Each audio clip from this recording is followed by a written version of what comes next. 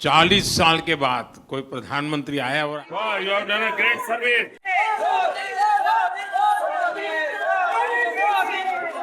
नमस्कार, बहुत बहुत स्वागत है आपका अमर उजाला में। आपके साथ मैं हूं अभिलाषा पाठक। प्रधानमंत्री 2 दिन के कुवैत दौरे पर हैं और इस दौरे के कई मायने निकाले जा रहे हैं। इसे बहुत ही महत्वपूर्ण बताया जा रहा है। आपको पता है कि प्रधानमंत्री को कुवैत ने गार्ड ऑफ ऑनर भी दिया है और हर तरीके से दोनों देशों के बीच एक गर्मजोशी वाले रिश्ते का संदेश कुवैत से हमें मिल रहा है।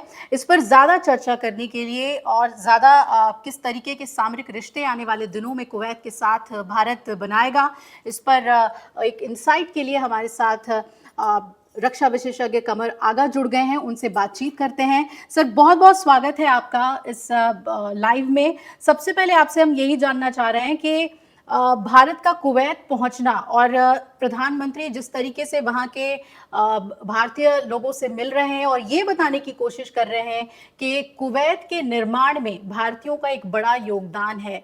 दोनों देशों के बीच जो रिश्ते हैं उन्हें कैसे देख रहे हैं? कहा जा रहा है कि एक नया आगाज होगा। हाँ, आपने बिल्कुल सही कहा, एक नया आगाज होगा। प्राइम मिनिस्टर की ये विजिट काफी समय से तय हो रही थी, टल रही थी। फाइनली वो वहां गए हैं और कुवैत से हमारे संबंध मतलब सैकड़ों क्या हजारों साल से होंगे। इस पूरे क्षेत्र से, जब नेशन स्टेट का कंसेप्ट नहीं था उससे पहले से, इस्लाम आने से भी पहले से इस क्षेत्र से बड़े घनिष्ठ संबंध रहे हैं। ट्रेड, कॉमर्स, आना जाना इन लोगों का, ये पूरा जो है खाड़ी के जो देश है इनसे बहुत करीब है भारत के। फिर आजादी की लड़ाई में भी हम लोगों का कुछ ना कुछ, हिंदुस्तान के जो नेशनलिस्ट मूवमेंट था उसका इम्पैक्ट बहुत था अरब के ऊपर और कांटेक्ट बना हुआ था। आजादी के बाद ये रिश्ते और दृढ़ होते चले गए। जैसे जैसे ये लोग आजाद हुए, इंडिपेंडेंट बने, वैसे वैसे भारत और भारत ने, क्योंकि फिलिस्तीन का भी हमेशा समर्थन किया था, तो अरब की जनता भी इन रिश्तों से काफी संतुष्ट और खुश नजर आती है। दूसरी बात यह है कि बड़ी संख्या में भारत के लोग कुवैत में काम करते हैं। पहले तो 10 लाख से भी ज्यादा थे, अभी भी काफी हैं। फिर उसके अलावा ये भी है कि इस पूरे क्षेत्र जो है, इस पूरे क्षेत्र में सब छोटे छोटे मुल्क हैं, मिले जुले हैं, एक ही भाषा, एक ही कल्चर, एक और अधिकतर लोग एक ही धर्म के मानने वाले हैं। तो यहाँ के ऊपर लगभग 90 लाख इंडियन काम करते हैं और हमारा बायलैटरल ट्रेड इस पूरे क्षेत्र से जो होगा वो लगभग 200 बिलियन डॉलर के करीब होगा। और फिर उसके अलावा ये भी है कि तेल का बड़ा और गैस के बड़े सप्लायर हैं ये देश। और हमारा वहाँ इन देशों से भारत में भी इन्वेस्टमेंट आ रहा है और भारत का भी इन्वेस्टमेंट इन देशों में लगातार जा रहा है। तो इस तरह से बहुत घनिष्ठ संबंध है इनके साथ। अब प्राइम मिनिस्टर मोदी की विजिट के साथ साथ हमारे पॉलिटिकल रिश्ते भी लगातार उनके साथ बढ़ते चले जा रहे हैं, जो पहले कम थे। अब ये देश भारत की तरफ देखते हैं और भारत को एक सक्सेस स्टोरी की तरह देखते हैं और उसी भारत की जैसी पॉलिसी, उस तरह की पॉलिसी भी अडॉप्ट करने की बात करते हैं। इनकी भी पॉलिसी ये है कि लुक ईस्ट देखते हैं, यानी अपना इन्वेस्टमेंट भारत, जापान, कोरिया इन देशों में अधिक करने की बात करते हैं, क्योंकि यहाँ की भारत की इकोनॉमी जो है फास्टेस्ट ग्रोइंग इकोनॉमी है। तो यहाँ पे इन्वेस्ट करने से उनको लाभ भी ज्यादा होता है। तो इसलिए ये हमारा जो रिलेशन है प्रधानमंत्री मोदी जी की विजिट के बाद ये और मजबूत होगा और नए क्षेत्रों में भी हम लोग कॉपरेशन करेंगे। भारत के पास बहुत चीजें हैं उनको ऑफर करने के लिए और उस रिलेशन आने वाले समय में मैं समझता हूँ कि एक नए आयाम, एक नया दौर की शुरुआत है उनकी विजिट के साथ साथ। जी सर, आपने तेल आयात की बात की और 10 से 15% हम आयात करते हैं कुवैत से। हाल के दिनों में रूस के साथ जिस तरीके से भारत ने एक अलग ही अपना ऑरा दिखाया डिसीजन मेकिंग में और तेल को लेकर बहुत अहम फैसले लिए, जिसमें जियोपॉलिटिकली कई लोगों ने इस पर सवाल भी उठाए।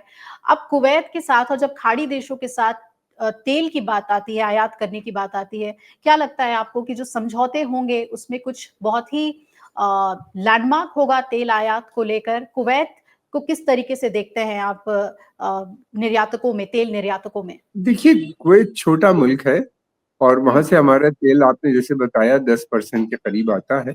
भारत जी। कुवैत से भी तेल लेता है, सऊदी अरेबिया, यूएई और ओमान, इन सब जगहों से तेल लेता है अलग अलग। इराक बहुत बड़ा सप्लायर है हमारे यहाँ तेल का, और ये जी। सप्लाई बनी रहेगी। भारत में तेल का कंजम्पशन बढ़ता चला जा रहा है जी। और ऐसा लग रहा है आने वाले समय में दूसरा बड़ा तेल का या तीसरा बड़ा तेल का कंज्यूमर भारत बनता चला जाए। जैसे जैसे हमारा इंडस्ट्रियलाइजेशन बढ़ रहा है, जैसे जैसे हमारे यहाँ डेवलपमेंट का विस्तार हो रहा है, तेल का कंजम्पशन भी वैसे वैसे लगातार बढ़ता चला जा रहा है। तेल, गैस, अम, तो हम अब ग्रीन एनर्जी की भी हम बात कर रहे हैं, तो गैस का आने वाले समय में गैस के लिए भी कंजम्पशन बढ़ेगा, हमारा बढ़ रहा है लगातार। तो ये क्षेत्र जी। हमको करीब है, ट्रांसपोर्टेशन चार्जेस कम होते हैं और हम्म। हमारी जो यहाँ के ऊपर रिफाइनरीज हैं वो काफी हद तक गेयर्ड भी हैं इन क्रूड ऑयल्स को लेके। फिर भारत जी। रशिया से, आपने बताया, रशिया से भी तेल खरीद रहा है, वहां से काफी सस्ता हमको मिल रहा है। हम्म। हमारा काफी बड़ा सप्लायर बन गया है रशिया।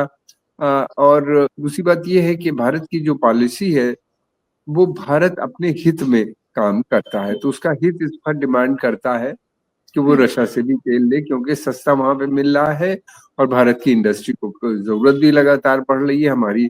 देखिए, तेल का अगर $1 का दाम बढ़ता है तो इसका मतलब ये है कि $1 बिलियन का हमें लॉस हो जाता है पर डे। जी। तो इस वजह से हमको सस्ता तेल की भारत को जरूरत रहती है, जहां भी मिलता है वहां भी जाते हैं।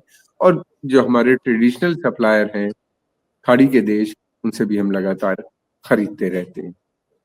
जी। हमने व्यापार की बात कर ली, लेकिन एक बहुत ही अहम पहलू जो है वो सांस्कृतिक रिश्ते भी हैं, और जिस तरीके की तस्वीरें वहाँ से आ रही हैं कि कुवैती गायक वहाँ भजन गा रहे हैं, यहाँ तक कि रामायण महाभारत को अरबी भाषा में ट्रांसलेट करके जिस शख्स ने किया है उससे पीएम मिलते हैं।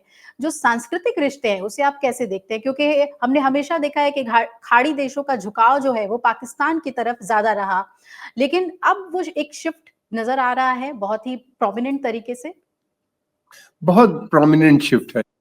पाकिस्तान जो है बेसिकली वो भी यही देखते हैं कि एक फेल्ड स्टेट है, हुँ। और उनके लीडरों ने तो यहाँ तक कह दिया कि पाकिस्तान जो है ये डेट को लेके एडिक्टेड है, यानी उधार पे ही इसको का नशा है, उधार से ही काम करता है, देते रहो पैसा, देते रहो इसको पैसा, और इनका पेट नहीं कभी भरता।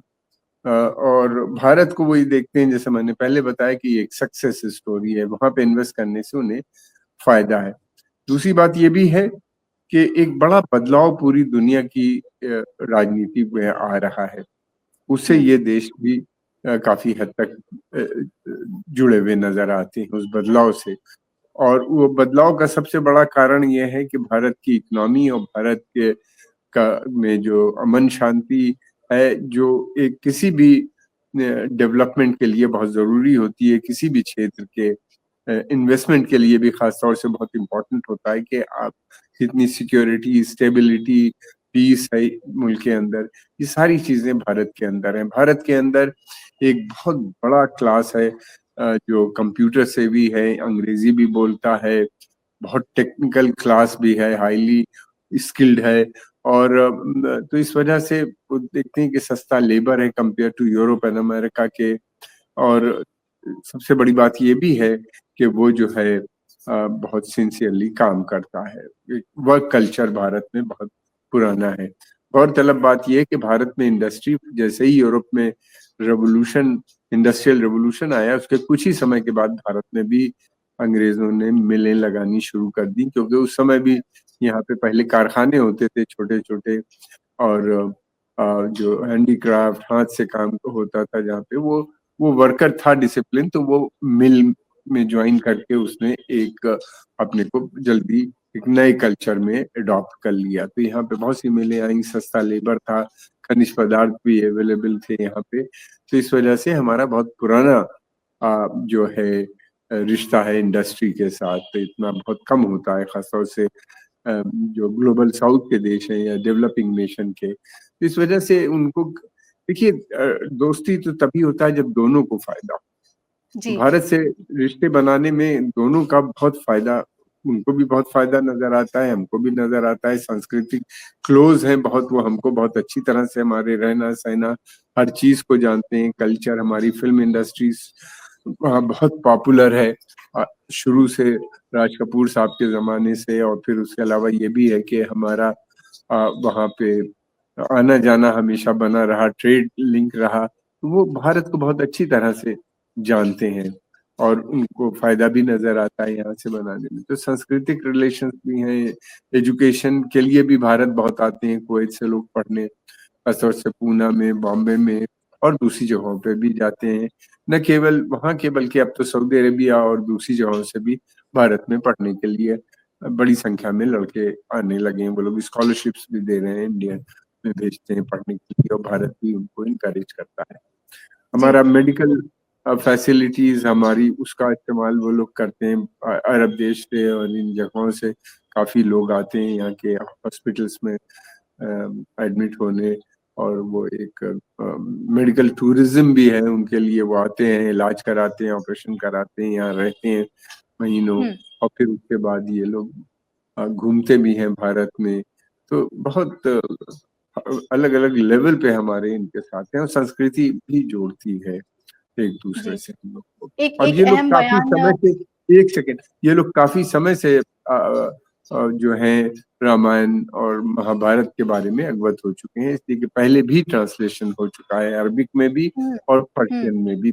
पर्शियन में बहुत पहले हो गया था, और बताया जाता है कि वहीं से अरबिक में, पर्शियन से अरबिक में भी हुआ था। तो मैंने देखा भी है, ईरान की लाइब्रेरी में वो रखे हुए हैं पुराने मैन्युस्क्रिप्ट जो ट्रांसलेशन हुए। जी, जी। एक अहम बयान पीएम ने भी दिया कि दुनिया भर में मंदिर बना रहा है भारत। इसे कैसे देखें? क्या इस दौरे के बाद कोई एक बड़ी घोषणा या बड़ा ऐलान कुवैत की तरफ से? क्योंकि ज़्यादातर, चाहे वो यूएई हो, ज़्यादातर जो खाड़ी देश हैं, वहाँ पर जो भारतीय मंदिर हैं, बहुत ही वृहद बनाए गए हैं। कुवैत में भी इस दौरे के बाद कुछ ऐसा जानने को मौका मिल सकता है? देखिए, बड़ी संख्या में भारतीय मूल के लोग वहाँ पे रहते हैं, और उनको जरूरत है एक मंदिर की भी। हर धर्म के लोगों को होती है, चर्च भी है, सिनेगॉज की भी जरूरत है। तो इस तरीके से लोग छिप छिप के घरों पे पूजा पाठ कर रहे हैं। अब इन भारतीय मूल के लोग जो वहाँ पे हैं, उनसे उनको काफी फायदा है। अब उनके यहाँ ये रियलाइजेशन धीरे धीरे आने लगा है कि भाई इनके जो रिलीजियस राइट्स हैं उसको हनन नहीं होना चाहिए। इनको कम से कम मिनिमम इनको एक ऐसी जगह दे देनी चाहिए जिससे कि ये अपना आराम से सुकून से जाके वहाँ पे अपनी पूजा कर सकें। यूएई ने दे दी है, कुवैत ओमान में काफी समय से है, और अब मैं समझता हूँ कुवैत में भी जल्दी ही उसका परमिशन मिल जाएगी। इसी कि ये तो कोई धर्म रोकता नहीं है ना कि आप दूसरे धर्म के लोगों को आप पूजा पाठ से रोको, ये तो कोई नहीं रोकता।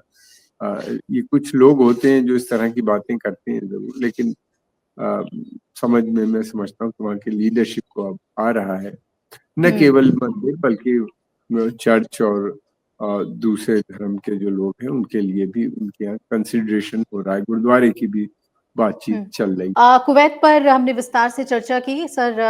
बहुत महत्वपूर्ण बातें आपने बताई दोनों देशों के रिश्तों को लेकर। अगर आप ये वीडियो YouTube पर देख रहे हैं तो हमारे चैनल को सब्सक्राइब कर बेल आइकन दबाएं, और Facebook पर देख रहे हैं तो हमारे पेज को लाइक करें। 8 मिलियन प्लस सब्सक्राइबर, आपके इस भरोसे के लिए बहुत धन्यवाद।